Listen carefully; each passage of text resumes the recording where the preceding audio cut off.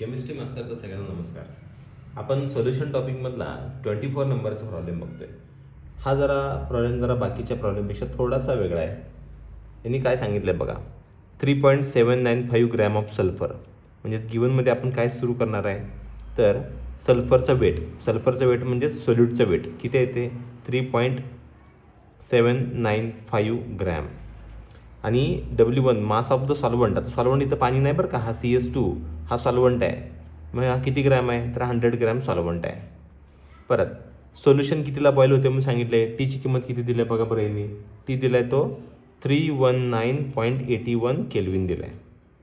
आणि त्यांनी विचारले की सल्फरचा मोलिक्युलर फॉर्म्युला. तुम्ही म्हणणार की मोलिक्युलर फॉर्म्युला आणि ह्याचा काय संबंध आहे, तर ते पुढं तुम्हाला लास्टच्या स्टेपमध्ये कळेल तुम्हाला. आता बॉइलिंग पॉईंट ऑफ CS2 किती दिला आहे बघा बरं, 319.45. म्हणजे सल्फर टाकायच्या आधी CS2चा बॉइलिंग पॉईंट होता एवढा, म्हणजे त्याला आपण स्टँडर्ड बोलतो आपण. आणि सल्फर टाकल्यानंतर म्हटलं सोल्युशन, मग सोल्युशनचा बॉइलिंग पॉईंट आहे एवढा. आता ह्याच्यामध्ये काय करायचं, डेल्टा TB काढायचा. डेल्टा TB म्हणजे ह्या दोघातला काय असणार आहे, डिफरन्स असणार आहे. तो किती डिफरन्स येतो आहे, तर 0.36 केल्विन हा डिफरन्स आहे.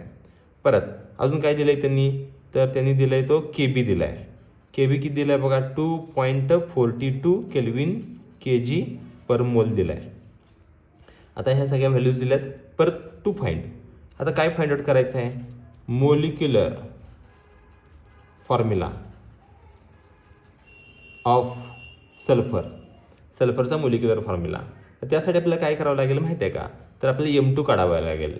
मग काय फॉर्म्युला वापरूया आपण, फॉर्म्युला M2चा सगळ्यांना माहिती आहे तुम्हाला. M2 इज इक्वल्स टू काय फॉर्म्युला आहे बघा, तर KB into W2 into 1000 upon delta TB into W1.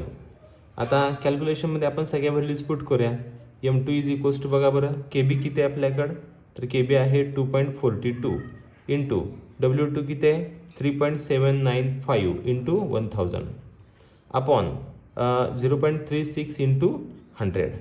आता आपण काय करू शकतो आहे, हे 2 झिरो काढून टाकू शकतो आहे, असं करू शकतो आहे. आणि 10 मल्टिप्लाय केलं 37.95 येऊ शकतं असं. पण आपण तसं न करता आपण लॉगची एक्सरसाइज तुम्हाला करण्यासाठी मी तुम्हाला सगळं लॉगनं सोडवून दाखवतो. 2.42चा लॉग किती येतो बघा बरं, ह्याचं कॅरेक्टरिस्टिक येतं 0.3838 हा लॉग आहे कुणाचा, 24चा 2मध्ये बघितला की एवढा येतो. प्लस ह्याचं कॅरेक्टरिस्टिक येतं 0. आता 37चा 9.5मध्ये लॉग बघायचा आहे, तर तो किती येतो, तर 5792 प्लस 1000चा किती आहे 3.0000. म्हणजे कॅरेक्टरिस्टिक याचं बघा येतं आहे 1 2 3. पण यांची सम बघा किती येते, तर यांची सम येते 0.3693.3. आता ह्या तिघांची लॉगची सम झाली. आता दोघांच्या लॉगची सम करायला पाहिजे आपल्याला. ह्या दोघांची लॉगची सम करताना आपण काय करणार आहे, तर 0.36चा लॉग बघणार आपण. तर 0.36चा लॉग किती येतो बघा, तर आपण असं पण करू शकतो आहे की 0.36ला जर 100ने मल्टिप्लाय केलं तर 2 पॉईंट इकडे सरकतात, असं पण चालतं आहे. बघा 36 येते, म्हणजेच 0.36 गुणिले 100 किती येते 36. मग ह्याचा लॉग किती येतो आहे, तर 1.5563 असं पण केलं तरी काय हरकत नाही, उगाच ते 100 घेण्यापेक्षा. परत वजा करायचे 7, परत 6, 0, परत 4.2. आता याचं काय बघावं लागेल आपल्याला, अँटीलॉग बघावं लागेल. ह्याचा अँटीलॉग किती होतो आहे, तर 0.40चा 6.7मध्ये अँटीलॉग, तर तो किती येतो आहे, तर 2551 हा अँटीलॉग. 2 पॉईंट म्हणजेच 255.1.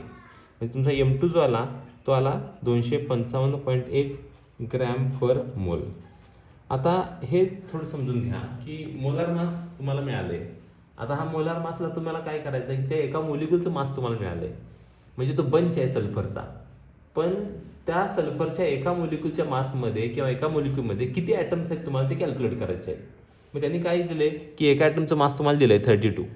म्हणजे कशासारखं आहे समजून घ्या की 1 किलो सफरचंद आणले 1000 ग्रॅम, आणि 1000 ग्रॅम सफरचंद आणल्यानंतर मी काय करेन, तर समजून घ्या. फॉर एक्झाम्पल 1000 ग्रॅम सफरचंद आणले मी, तर एका सफरचंदाचं वजन समजा 200 आहे, तर एका किलोमध्ये किती सफरचंद बसले, तर मी याचा आन्सर 5 देणार आहे ना. तसंच आहे, म्हणजेच टोटल मास किती आहे 255 त्या मोलिक्युलचं बंचचं, आणि किती किती ॲटम्स त्याच्यामध्ये असणार आहेत हे काढायचं. त्यासाठी एका ॲटमचं वजन किती आहे? 32 आहे.